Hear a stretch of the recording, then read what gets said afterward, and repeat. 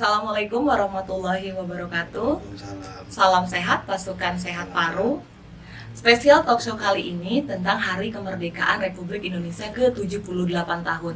Dan kali ini juga sebuah kehormatan telah hadir bersama kita Direktur Utama RSPG Dr. Ida Bagus Sila WK, Spesialis Paru Konsultan Mars. Apa kabar Bapak? Kabar baik nih. Oke, terima kasih ya Pak ya sudah menyempatkan waktu Bapak untuk hadir di talkshow kita kali ini. Kali ini tuh 78 tahun Indonesia telah merdeka Pak. Dan pemerintah ini telah mencanangkan sebuah tema yaitu terus maju untuk Indonesia maju. Nah, menurut Bapak apa sih makna dari tema tersebut Pak? Ya, makna yang tersirat barangkali kita meneruskan laju transformasi kesehatan secara kolektif. Kita mendorong seluruh elemen bangsa untuk bergerak memiliki sifat tanggung jawab bersama secara harmoni menuju Indonesia maju. Jadi sejalan dengan makna tadi, ya kita teruskan transformasi yang sudah dicanangkan oleh Kementerian Kesehatan guna menjadi Indonesia yang maju. Oke, juga sesuai dengan tema yang di RSPG ya Pak ya, dengan semangat kemerdekaan kita dalam persatuan dan menyukseskan transformasi kesehatan ya Pak. Oke Bapak, kalau misalkan RSPG ini sendiri Pak mengadakan kegiatan atau acara apa aja sih Pak dalam rangka HUT RI ke-78 ini Pak? Kegiatan yang rutin kita kerjakan, yang biasa di seluruh Indonesia kerjakan juga. Itu kan biasanya upacara mengenang detik-detik proklamasi seluruh SDM untuk mengenang jasa pahlawan yang memerdekakan negeri ini sehingga kita bisa hidup dalam alam kemerdekaan. Pada tahun ini ada beberapa kegiatan untuk menyemarakkan itu. Kita fokuskan di tanggal 17 ya. Ada beberapa. Nah, kali ini kita mengajak seluruh elemen Civitas Hospitalia RSPG, ya dari karyawan sendiri, kemudian dari Korpri dan keluarganya. Kemudian yang khusus juga kita kolaborasi dengan Dharma Wanita yang kegiatannya kita fokuskan untuk kebersamaan, kegembiraan,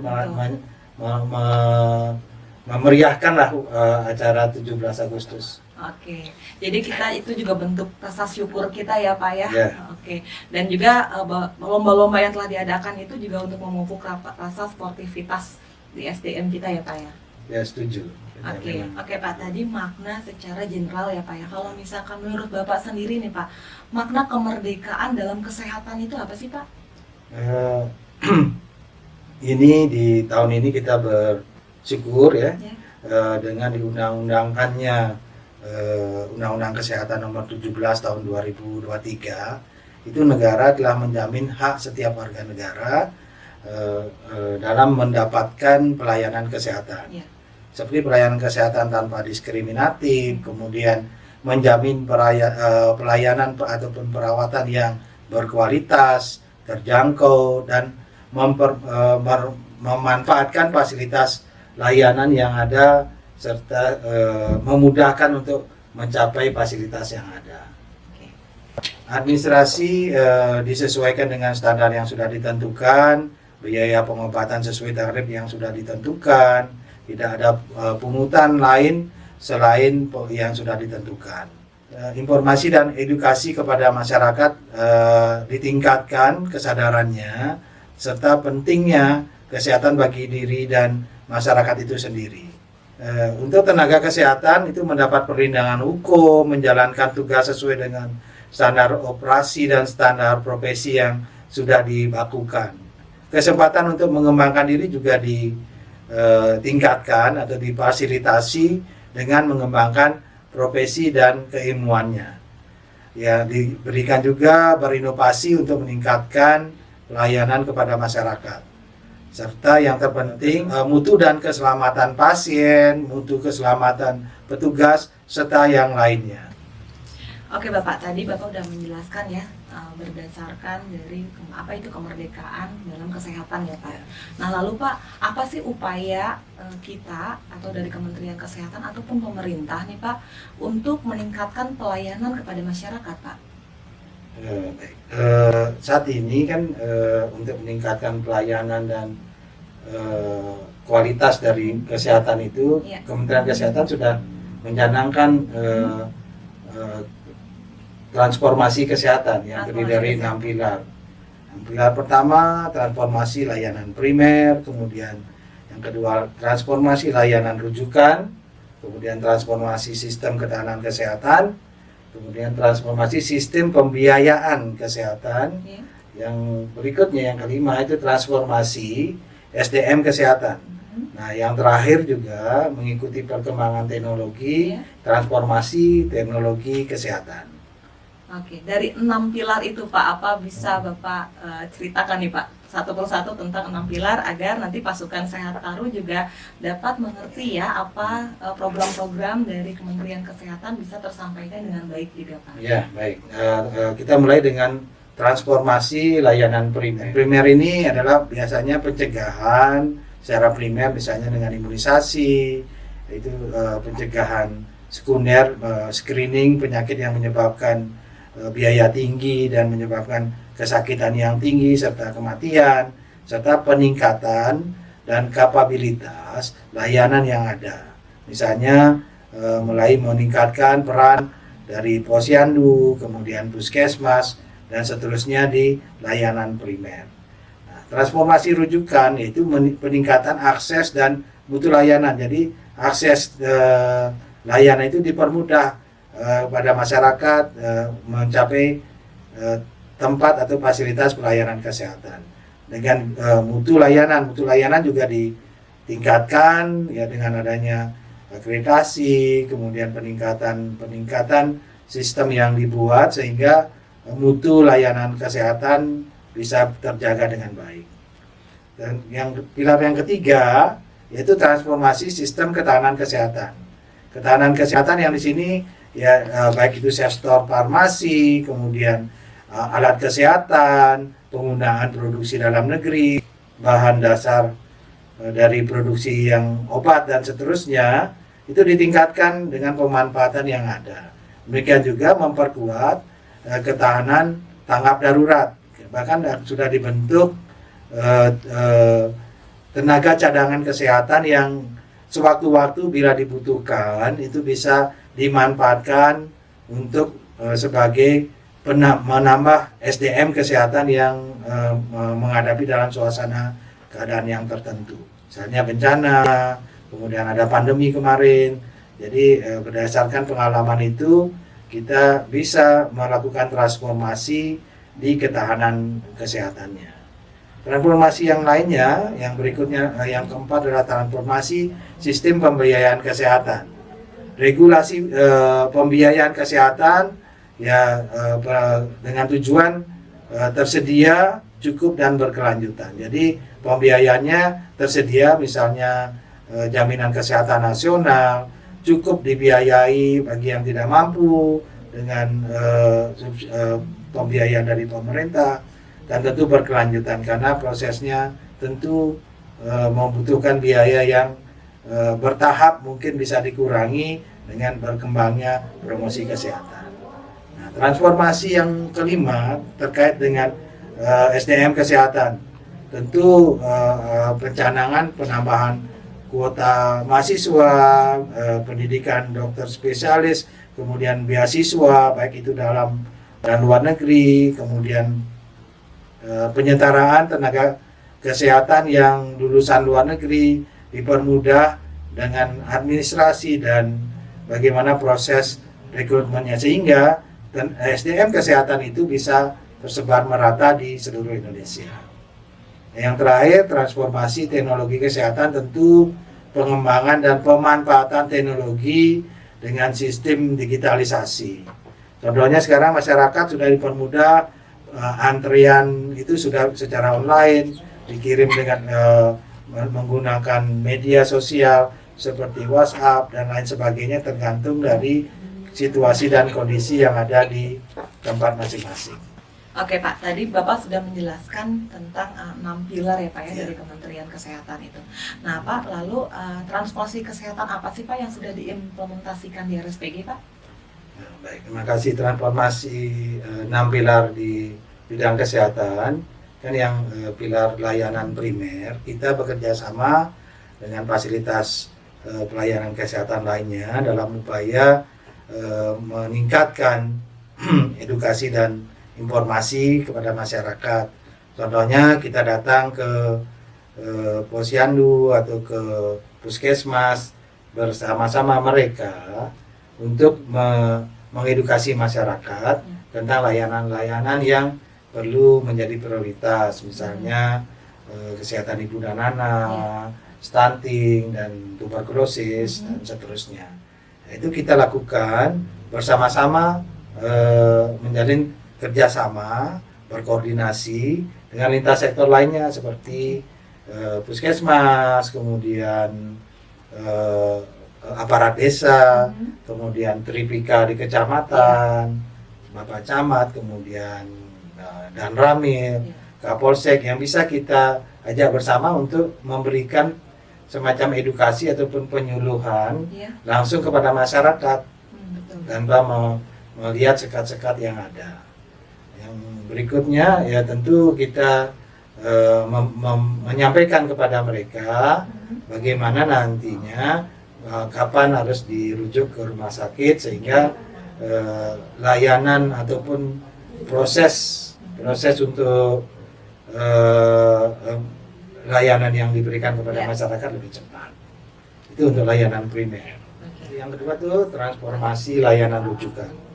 Layanan rujukan itu kita tentu di rumah sakit rujukan itu membenahi akses layanannya, misalnya memudahkan pasien itu mendapatkan tempat parkir itu sebenarnya. Kita buat drop out-nya, kemudian pick up-nya di mana, kemudian kita memperbaiki fasilitas pendukung lainnya seperti lahan terbuka hijau, kemudian ada tempat istirahat ataupun tempat menunggu yang nyaman. Nah, samping itu juga kita tingkatkan kemudahan pasien itu untuk mengakses rumah sakit lewat call centernya atau jaringan media sosial yang bisa dihubungi yang sewaktu-waktu tergantung dari kepentingan dari masyarakat tersebut. Yang berikutnya ya terkait dengan ketahanan kesehatan. Tentu di rumah sakit sesuai dengan aturan yang ada kita sediakan obat-obat dan alat kesehatan yang memakai TKDN yang tinggi, kemudian produksi dalam negeri dengan harapan produksi dalam negeri itu menjadi tuan rumah di negerinya sendiri, sehingga kita bisa sama-sama sesuai dengan alam kemerdekaan itu berkembang maju menjadi Indonesia maju bersama-sama seperti itu. Oke, dan RSPG juga kemarin mendapatkan penghargaan ya Pak ya dengan penggunaan produk TKDN itu ya Pak ya? Iya betul, di semester 1 kita mendapatkan penghargaan dari 10 besar rumah sakit yang memakai TKDN tertinggi. Mengenai transformasi terkait dengan pembiayaan kesehatan, kita mengedukasi masyarakat agar tetap menjaga jaminan kesehatannya dengan tetap memberitahu bahwa ada hak dan kewajiban di sana. Betul, terkait dengan misalnya agar jaminannya bisa terpakai pada saat dibutuhkan, ya tentu menjaga biar iuran BPJS-nya dibayar, masa berlakunya, kalau ada penambahan anggota itu kan disampaikan sehingga pada saat kalau dibutuhkan bisa dimudahkan seperti itu. Terkait dengan SDM kesehatan kita sejalan dengan itu.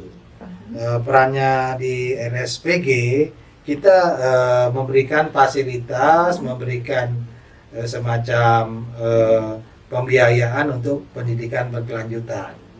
Ya, ada yang khusus, kemudian ada workshop yang tujuannya untuk meningkatkan kompetensi. Di samping itu kita juga berusaha ikut sesuai dengan program yang tahun ini mudah-mudahan disetujui oleh Departemen Agama dan Departemen Pendidikan terkait dengan pembukaan prodi, pembukaan program studi pulmonologi dan kedokteran respirasi Rumah Sakit Paru Gunawan itu RSPG menjadi rumah sakit utama untuk pendidikan PPDS paru.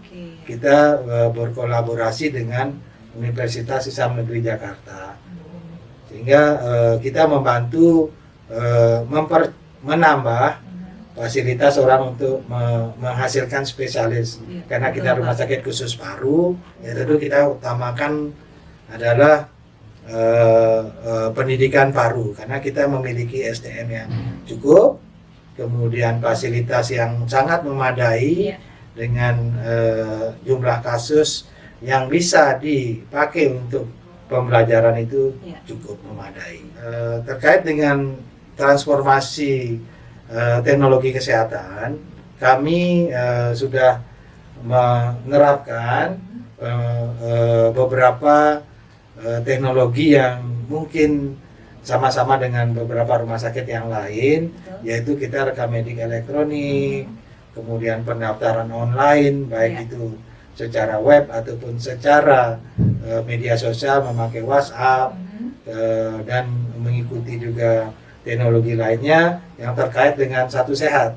Betul, Pak. Jadi Satu Sehat, jadi semuanya kita integrasikan sehingga teknologi yang ada kita mulai bisa terapkan sehingga memudahkan dalam melayani masyarakat.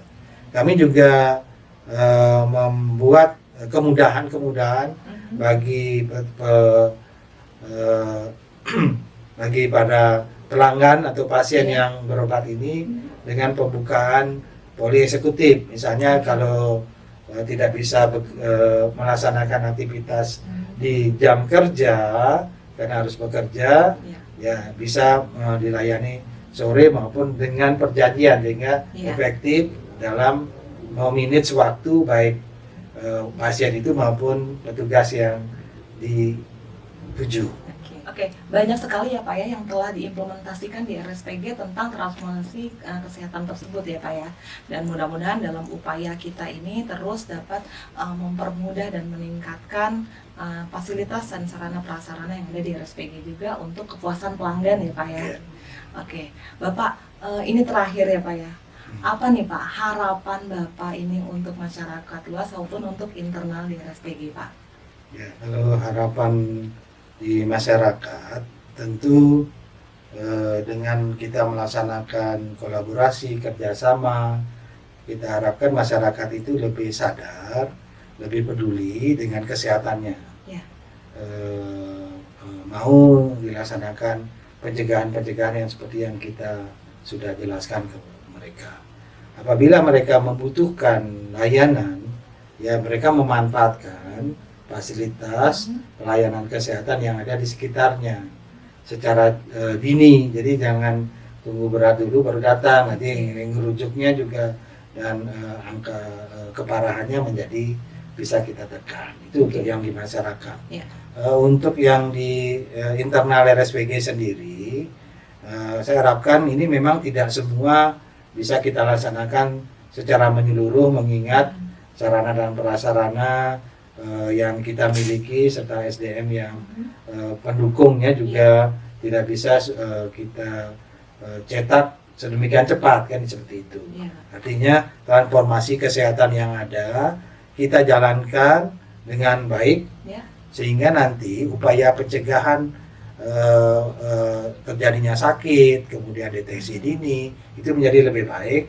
Kita berkolaborasi tadi, kemudian pada saat nanti mau merujuk itu lebih awal, sehingga angka keparahannya tidak terlalu tinggi sehingga pemulihannya bisa lebih baik, menghindari kecacatan. Itu yang pertama. Yang kedua, tentu kita berupaya terus meningkatkan mutu dan keselamatan pasien serta petugas kesehatan.